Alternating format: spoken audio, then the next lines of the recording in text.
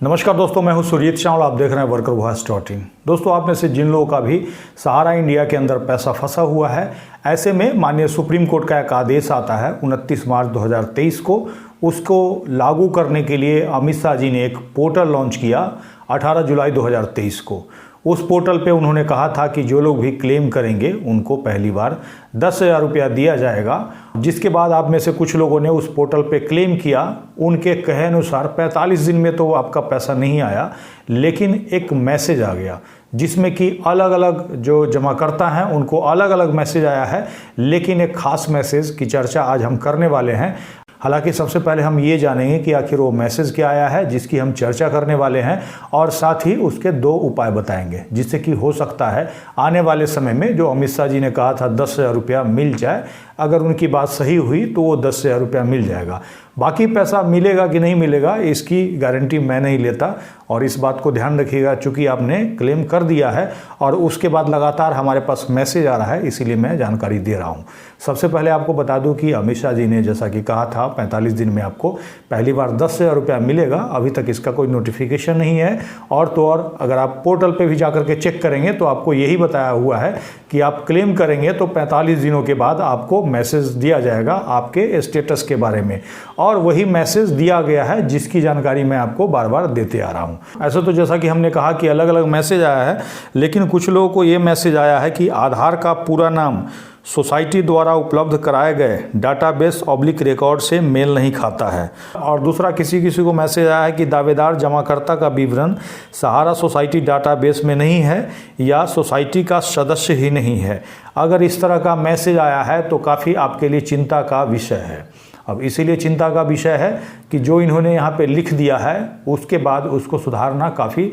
मुश्किल है, क्योंकि अगर आपके आधार में कुछ और नाम है और आपके जो बॉन्ड पेपर है सोसाइटी का उसमें कुछ और नाम है, तो ऐसी स्थिति में न तो आपका बॉन्ड का नाम चेंज हो पाएगा और ना ही आप अपना आधार का नाम चेंज करा पाएंगे। हो सकता है अगर यहाँ पे आधार का नाम अगर चेंज कराते हैं अपने 10,000 रुपया को पाने के लिए, तो बहुत सारे डॉक्यूमेंट में आपका जो नाम होगा पहले से मैच करा रखा होगा, चाहे वो बैंक खाता हो या फिर अलग अलग डॉक्यूमेंट हो, तो वहाँ पे आने वाले समय में आपको परेशानी होगी। और ऐसी स्थिति में आधार में जो नाम अपना अपडेट कराते हैं उसका कुछ लिमिटेशन होता है। तो इसीलिए आज ये जानकारी आपके लिए काफ़ी महत्वपूर्ण है कि ऐसी स्थिति में आपको क्या करना है। आपको बता दें कि जैसे ही 45 दिन या 50 दिन पूरा हुआ था, वैसे ही हमारे पास ये जानकारी आई थी कि इस तरह का लोगों के पास मैसेज आ रहा है, और उसके बाद हमने एक वीडियो बना करके आपको बताया था, जिसके बाद हमने पोर्टल पे सवाल उठाते हुए कहा था कि जिन लोगों का भी इस तरह का मैसेज दे करके रिजेक्ट किया जा रहा है उन लोगों को अपील का ऑप्शन होना चाहिए। जिसके बाद सीआरसी रिफंड पोर्टल पे जमाकर्ता लॉगिन पेज पे एक मैसेज अपडेट किया गया, जिसके अनुसार जिन लोगों का इस तरह से मैसेज आया है उनको जिस दिन मैसेज मिलता है उसके 30 दिन के बाद वो फिर से रीअपील कर सकते हैं, यानी कि फिर से अपने जो डिटेल में लॉगिन करके अपडेट कर सकते हैं और फिर से फाइल कर सकते हैं। लेकिन सवाल ये आता है कि अगर उन्होंने टाइपिंग मिस्टेक कर दिया होगा उसको तो खैर सुधार लेंगे। यदि उनके सोसाइटी के पेपर में नाम कुछ और हो, आधार में नाम कुछ और हो, तो फिर से अपील करने के बाद भी इसी तरह का मैसेज आएगा, जिसके बाद भी आप खुद से चेक कर सकते हैं कि आपके सोसाइटी के पेपर में क्या नाम लिखा हुआ है और आपके आधार में क्या नाम का स्पेलिंग है। अगर दोनों में मिसमैच है तो ऐसी स्थिति में सरकार अगर कोई और ऑप्शन नहीं लेके आती है तो फिर से आप अपील करेंगे, अप्लाई करेंगे तो फिर से वही मैसेज आ जाएगा। और यदि नाम सेम है उसके बाद भी अगर वो कह रहे हैं कि हमारे डाटाबेस में आपकी जानकारी अपडेट नहीं है या फिर आप जमा करता नहीं है, इसका मतलब कहीं ना कहीं एजेंट ने आपके साथ धोखा किया है। इसके बाद पहला तो तरीका हमने बता दिया कि अगर टाइपिंग मिस्टेक हो गया नाम को लिखने में तो फिर से आप अपील करेंगे तो हो सकता है आपका सबमिशन ओके हो जाए, अप्रूव हो जाए। लेकिन दूसरा, यानी कि अगर आपका सब कुछ सही है और उसके बाद भी उनके डाटाबेस में आपकी डिटेल नहीं है, यानी कि सोसाइटी में आपका पैसा ही जमा नहीं हुआ, इसका सीधा सीधा मतलब ये होता है। तो ऐसी स्थिति में आपको क्या करना है आज मैं उसकी जानकारी देने जा रहा हूँ। ऐसी स्थिति में सीधे जो भी डिटेल आपके पास है अपना नाम पता लिखिए एक सादे कागज़ में, और आप लिखिए कि आपने किसको पैसा जमा करने के लिए दिया था, और फिर कितने तारीख को पैसा दिया था, कितना पैसा दिया था और क्या बोल करके आपसे पैसा लिया गया था। उसके बाद आपको ये वाला पेपर दिया गया और ये बताया गया कि सहारा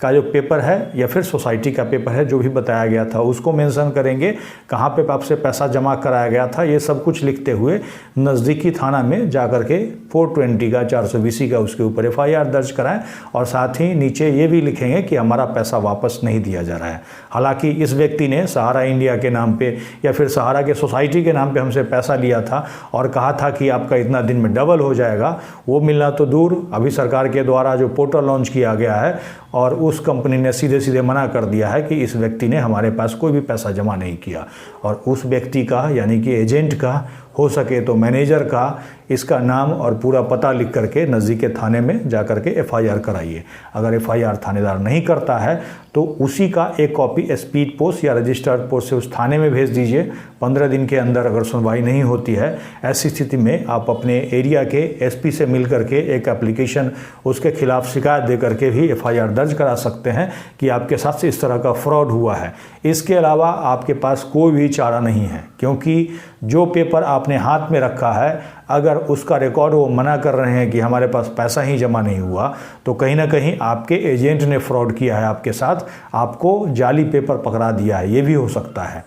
अब ये देखिए कि ऐसा सहारा की तरफ से कह करके और लाखों लोगों को कम से कम इस दौर से कि आपको कल को पैसा मिल पाएगा, इसे बाहर कर दिया गया है। जो एजेंट अभी तक सहारा इंडिया के पक्ष में बड़ी बड़ी बातें कर रहे थे, उनको भी इससे सीख लेने की ज़रूरत है। कल को हो सकता है अपने पैसा मैनेजर को जमा कर दिया हो या फिर उनके डाटाबेस में उसने एंट्री नहीं किया हो और पॉकेट में पैसा रख लिया हो या फिर आपको जाली पेपर दे दिया हो, तो कहीं ना कहीं आपके साथ भी धोखा हुआ है और आप लोगों ने ही लोगों को जानबूझ करके वहाँ पे क्लेम करवाया है और कहीं ना कहीं आपने ही पहले पैसा जमा करके लोगों को फंसाया। ऐसी स्थिति में आपको भी सीखने की ज़रूरत है, क्योंकि लास्ट में यही होगा कि जो बड़ा वाला जो चोर है वो भाग जाएगा और कहीं ना कहीं छोटा जिसने उसको सहायता किया, उसको लोगों से पैसा ठग करके वहाँ जमा कराया, वही कल को फंसेगा। दोस्तों, क्या ये बात मैं सही कह रहा हूँ या नहीं कह रहा हूँ, एक बार कमेंट्स करके ज़रूर बताइएगा। जो लोग भी इसको जहाँ से भी देख रहे हैं, अपने आसपास में जिन लोगों को भी इस तरह का मैसेज आ रहा है, उनको यही बताएं। पहला स्टेप यही है कि अपील में जाना है। अगर अपील के बाद भी रिजेक्ट हो जाता है तो आपको थाने में जाना है। इसके अलावा आपके पास कोई दूसरा चारा नहीं है। अब जैसा कि हमने बताया था कि जिन लोगों ने क्लेम नहीं किया है, तो उन लोगों को इन लोगों से सीखना चाहिए जिन लोगों ने क्लेम करके और अपना पैसा समय दोनों बर्बाद किया। क्योंकि जब तक आप लोग एकजुट नहीं होंगे, मिल करके सरकार की कुर्सी नहीं हिलाएंगे, तब तक इसी तरह का चलता रहेगा। अब आप ये देखिए, अगर हमने आपको सही समय पे जानकारी नहीं दी होती, हमने आपको ये नहीं बताया होता कि अभी क्लेम मत कीजिए, नोटिफिकेशन आने दीजिए, तो कहीं ना कहीं आप भी फंस जाते और आप भी परेशान होते। ये देखिए, 100 लोगों ने क्लेम किया होगा और 90 लोगों को सीधे ये कह दिया गया कि आपका जानकारी हमारे डाटाबेस में नहीं है, यानी कि आपका पैसा हमारे पास बकाया ही नहीं है। तो एक तरह से 10,000 भी मिलने की बात उनकी ख़त्म हो जा रही है। ऐसी स्थिति में आप लोगों को क्या करना चाहिए, एक बार जो भी सुझाव होगा आप ज़रूर लिखेंगे। इस वीडियो को अधिक से अधिक शेयर करेंगे और अगर आप हमें फेसबुक पे देख रहे हैं तो पेज को लाइक करेंगे, यूट्यूब पे देख रहे हैं तो चैनल को सब्सक्राइब करेंगे और अधिक से अधिक लोगों तक पहुंचाएंगे। इसके साथ ही विदा लेता हूं। जल्द ही एक नई जानकारी के साथ मिलते हैं। धन्यवाद।